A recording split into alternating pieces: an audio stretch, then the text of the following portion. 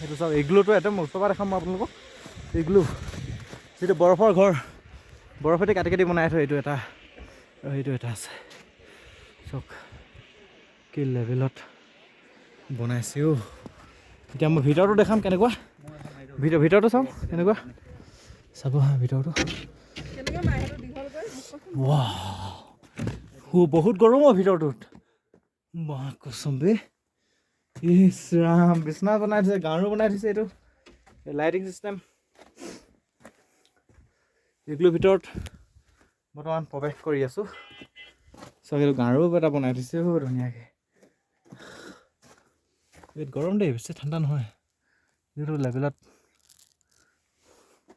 টান বহুত টান বৰফখিনি ওলাম বাহিৰলৈ স্ন'ফল আহি গৈছে লাইটকৈ আপোনালোকে ধৰিব পাৰিছেনে নাজানো কেমেৰাত এই চাওক